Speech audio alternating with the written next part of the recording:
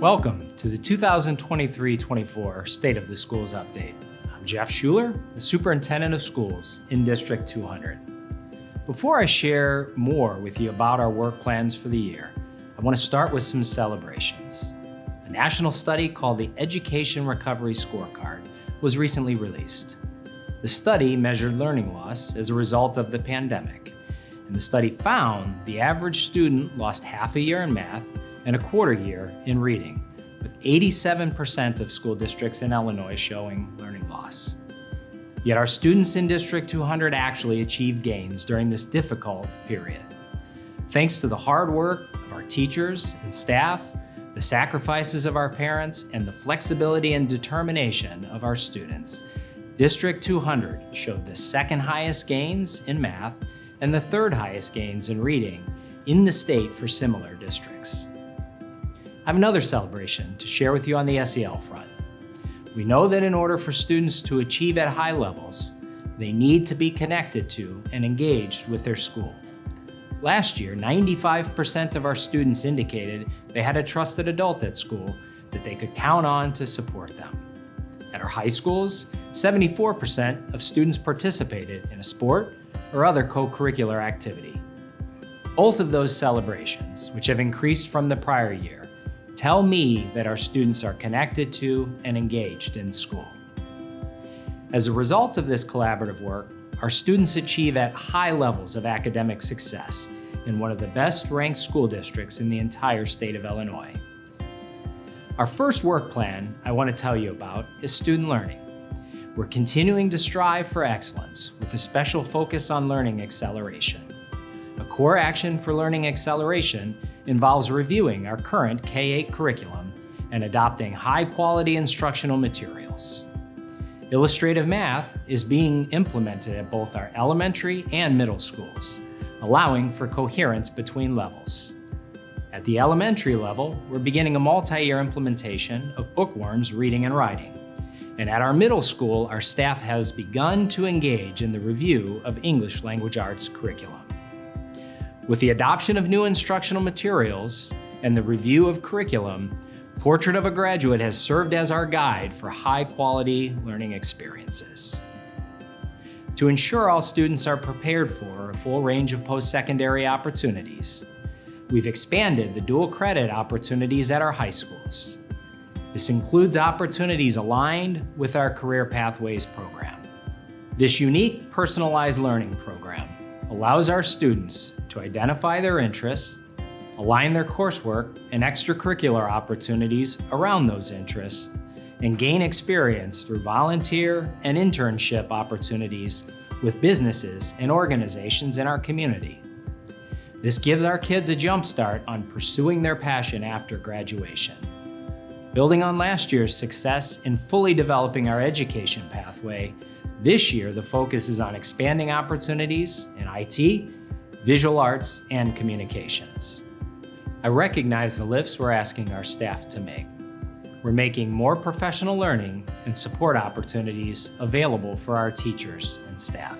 Supporting the social and emotional needs of our students is critical to achieving high academic outcomes we want for every single student. We're continuing to make sure each student has at least one strong connection with an adult who can help motivate and inspire them.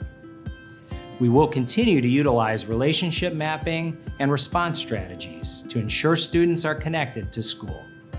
We've introduced a new tool called Referral GPS, which helps our families, students, and staff access mental health resources and support.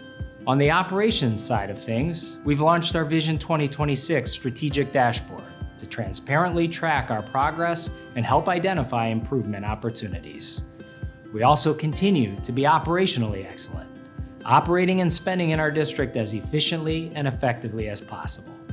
We continue to spend less per student than the state average by minimizing administrative expenses and focusing our funding on our classrooms.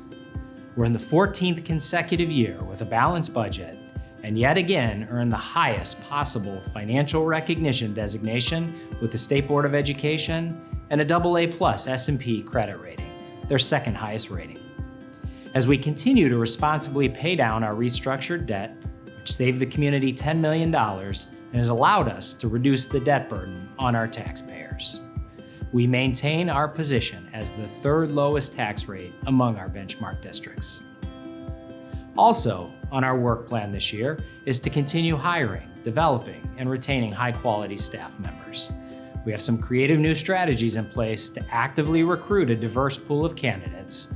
We made some adjustments in our contracts to maintain competitive wages, and we've implemented a teacher mentoring program in partnership with WWEA so that all new teachers are partnered with a seasoned staff member willing to support them in their first year in the district. We also plan on continuing our staff morale surveys through the year so we can continue to improve and ensure our staff are happy and want to come to work each day. Determining a solution to facilities projects at 3 of our 4 middle schools, Edison, Franklin, and Monroe, will be our biggest operational project this school year. Our board continues to honor the commitment they've made in 2017 to invest at least $7.2 million per year in capital facilities projects, including $10 million in facility improvements this past summer.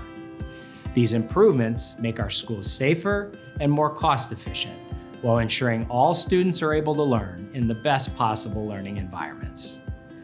We continue to make significant progress on the work needed in our elementary and high school spaces, remain on track to replace all elementary school playgrounds by 2027, and have begun renovating library learning centers in the district. We're in the final step of catching up on our district's infrastructure needs. All that remains is to address the significant needs at 3 of our 4 middle schools. And this decade-long effort to put our district on a sustainable path with safe, efficient, and up-to-date school buildings will be complete. The challenge will be funding these needed capital improvements at our middle schools within our current budget. Simply funding the basic, immediate infrastructure needs will take nearly $42 million, which cannot be afforded within our $7.2 million per year allocation without putting our elementary and high schools behind yet again. And if we wish to make comprehensive improvements to these 1960s buildings, we will need even more funding. Edison, Franklin, and Monroe are ready to be modernized. Updating these facilities will improve building safety and security and allow us to develop spaces that support rigorous, modern curriculum our community expects and deserves. In these 3 middle schools, learning spaces weren't developed to support 21st century programming. In the safety space, sightlines and hallways are limited. Adults have trouble supervising students because they can't see them. Camera systems are in need of upgrades, as well as the implementation of a unified key fob entry system. The 1960s science labs are too small and outdated to support today's learning. There's not enough space in our music rooms for all students who wish to participate. There isn't enough storage space for instruments and backpacks, and the lack of sound barriers creates challenges throughout the buildings.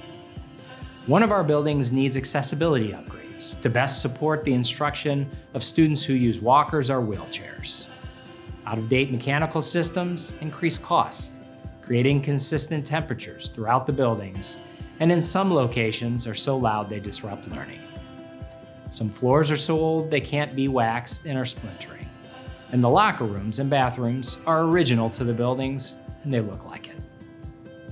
The exciting news is our district's fiscal responsibilities has given us a unique opportunity to address these challenges and modernize our middle schools while reducing the debt burden for our taxpayers. Since 2017, our current administration and school board have worked to correct the problems of the past, improve our finances, and steer our district in a more sustainable direction. One of the many benefits of this more responsible approach is the opportunities created as debt is paid off. Already, the district has been able to reduce the debt burden for our residents.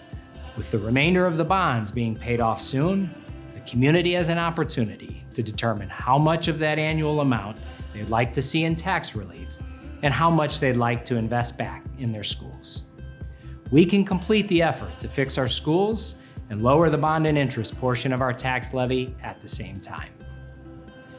Modernizing and completing major capital projects at our middle schools will ensure all students in our district have the opportunity to learn in safe and healthy learning environments, built to support today's and tomorrow's curriculum. It will remove the barriers our middle school teachers face and support our educators with the spaces and tools they need. It'll increase operational efficiency and reduce ongoing maintenance costs. And it'll put our district on a sustainable path into the future.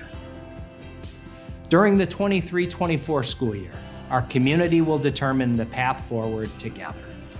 Please plan on participating in this important community engagement process as we continue our district's positive momentum. Thanks for taking the time to listen to this update. I look forward to seeing you in our schools and community this school year.